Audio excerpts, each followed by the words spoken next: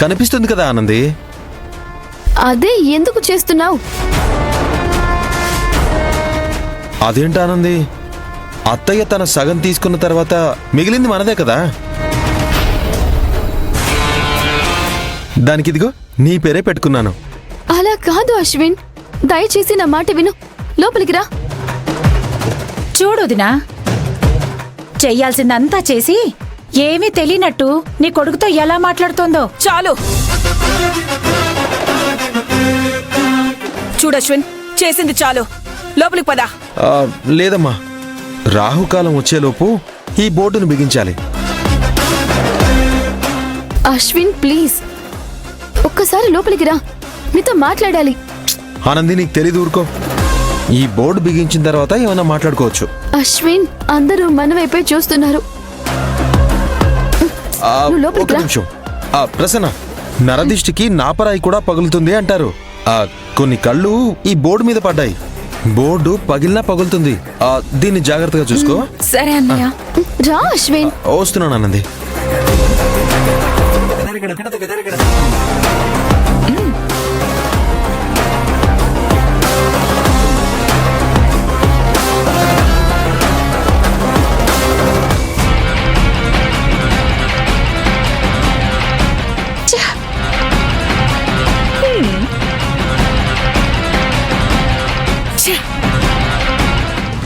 ఆనంది, ఏంటి అశ్విన్ ఇదంతా? రామాయణం మొత్తం విని రాముడికి సీత ఏమవుతుంది అని అడుగుతావేంటి? నేను అడుగుతుంది ఇంత హడావిడిగా ఇప్పుడెందుకు ఇదంతా చేస్తున్నావు అని. ఈ రోజు కాకపోయినా రేపైనా చేయాలి కదా. అబ్బా అశ్విన్, ఇప్పుడు ఉన్న పళంగా ఈ ఇంటి ముందు నా పేరుతో బోర్డు పెట్టి ఈ ఇంటిలో సగభాగాన్ని నా పేరు మీద రాయాల్సిన అవసరం ఏమొచ్చింది? అసలు ఇవన్నీ ఎందుకు చేస్తున్నావు నువ్వు? చెయ్యాలి కాబట్టి చేస్తున్నాను, అందులో తప్పే ఉంది. చూడు అశ్విన్, అసలే మన ఇంట్లో పరిస్థితులు అంతంత మాత్రంగా ఉన్నాయి. ఇప్పటి వరకు నువ్వు చేసే వాటికి కారణం నేనే అని అనుకుంటున్నారు. అగ్నికి ఆజ్యం పోసినట్టు మళ్ళీ ఇప్పుడు ఇదొకటి. ఎందుకు అశ్విన్ ఇంత మూర్ఖంగా ప్రవర్తిస్తున్నావు? నలుగురుండే ఇంట్లో 4 గోడల మధ్య జరిగే 4 విషయాలు కూడా నాకు తెలియవనుకుంటున్నావా?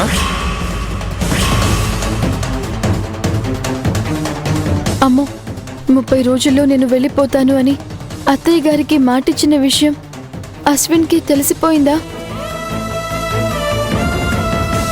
నువ్వు దేని గురించి మాట్లాడుతున్నావు అశ్విన్? దేని గురించా? అమ్మతో అత్తయ్య సగం ఆస్తి రాసివ్వమని అడిగింది. నాకు తెలియదనుకుంటున్నావా?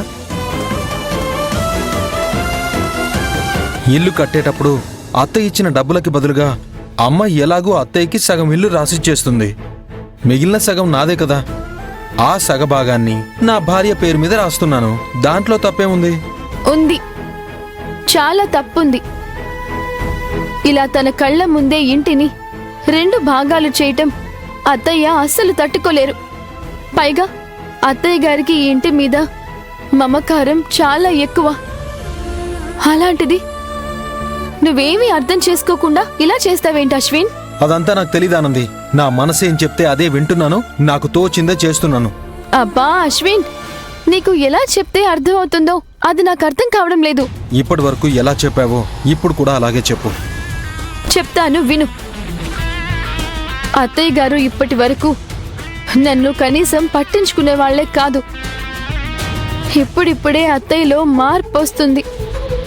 కానీ ఏదో ఒక చోట జరిగే వాటన్నిటికీ కారణం నేనే అనుకుంటూ ఉంది. అయితే మళ్ళీ అయితే అంటావేంటి అశ్విన్? ఇప్పుడు ఈ ఇంటి ముందు నా పేరుతో బోర్డు పెట్టి ఇంట్లో సగభాగం నా పేరు మీద రాస్తే అత్తయ్య గారికి నా మీద కోపం ఇంకా ఎక్కువ అవుతుంది. కాబట్టి ప్లీజ్ అశ్విన్, దయచేసి ఈ కార్యక్రమం ఇంతటితో ఆపేసే. అది మాత్రం కుదరదానంది. నువ్వు ఏం చెప్పినా వింటాను గాని ఈ విషయంలో మాత్రం ఎవరి మాట వినే ప్రసక్తే లేదు. ఆనందే నిలయమన్న బోర్డు ఈ ఇంటి ముందు నేను పెట్టి తీరాల్సిందే. ప్లీజ్ అశ్విన్, నా మాట విను. ప్లీజ్ ఆనంది, ఈ ఒక్క విషయంలో నా మాట విను. అంటే ఇప్పుడు ఈ కార్యక్రమం జరగాల్సిందే అంటావు? అవును, జరిగి తీరాల్సిందే. నీ మాట మార్చుకోను అంటావు. నువ్వు కూడా నా మాట విను అని అంటున్నాను. అయితే విను అశ్విన్, నువ్వు ఆ బోర్డు తీసేసి ఈ కార్యక్రమాన్ని ఇంతటితోనే ఆపేస్తే నీతో మాట్లాడతాను. లేకపోతే ఇకపై నీకు నాకు మాటల్లేవు. 2 రోజులు పోతే నువ్వే మాట్లాడతావు. అంటే ఏం చేసినా చూస్తూ ఊరుకుంటాను అనుకుంటున్నావా? నీకు వేరే ఆప్షన్ లేదు అంటున్నాను. అయితే నా మాట వినకపోతే నాతో మాట్లాడొద్దు. నీతో మాట్లాడకుండా అయినా ఉంటాను గాని ఇప్పుడు ఈ పని మాత్రం ఆపేదే లేదు.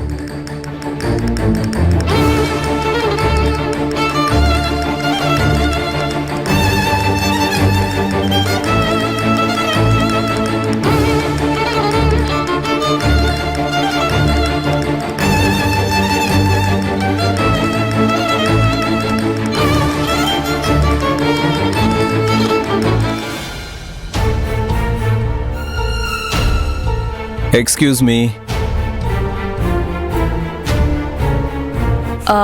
రండి. మీరు భవానీ గారంటే మీరేనా? మా వదిన. ఇంతకీ మీరు ఫీజ్ ఎంత ఇస్తారు? ఫీజా? Yes. No fees no answer. అయితే బయటికి వెళ్ళండి. వెళ్ళరొదినా. కూర్చోండి లాయర్ గారు. If you don't mind, Bhavani గారంటే నేనే. Very nice to meet you. నా పేరు పద్మనాభం, లాయర్ పద్మనాభం. కూర్చోండి. కూర్చోవదినా. మీకు మ్యాటర్ మొత్తం ఫోన్లో చెప్పాను కదా. చెప్పారు, నేను విన్నాను. ఇంతకీ ముక్కలు చేయాల్సిన ఇల్లు ఇదేనా? వదినా, ఏంటి ఈయన ఇలా అంటున్నారు? డోంట్ మిస్టేక్ మీ. ముక్కలు చేయడం అంటే పార్టీషన్ చేయడం అన్నమాట. చెప్పండి భవానీ గారు, ఈ ఇంటిని ఎన్ని ముక్కలు చేయాలంటారు? లాయర్ గారు, అలాంటి మాటలు అనకండి. అయినా వదిన ఏంటిది? మరేం చేయమంటావు వదినా? నేనే నీకు సగం వాటా రాసిస్తానని చెప్పాను కదా. కానీ నీ కొడుకు సగం ఇల్లు నాది, మా నాన్న వాటా ఉంది అంటున్నాడు కదా. వాడి మొహం, వాడు అలాగే అంటాడు. No no no no no. లీగల్గా తండ్రి ఆస్తిలో కొడుక్కి కూడా వాటా ఉంటుంది. విన్నావుగా వదినా? మరి వాడి వాటా వాడు తీసుకుంటే మరి మా పరిస్థితి ఏంటి? మిగిలింది నీకిస్తాను కదా. మరి నువ్వెక్కడుంటావు? అమ్మా, ఈ మాటలు ఇప్పుడు అవసరమా? అవసరమే. అశ్విన్ వాటాలో వాడు ఆ ఆనంది ఉంటారు. అక్కడ వాళ్లతో మా వదినుంటుందా? అక్కడ మాత్రం చచ్చినా ఉండను. విన్నావుగా? వదిన వాళ్లతో ఉండదు.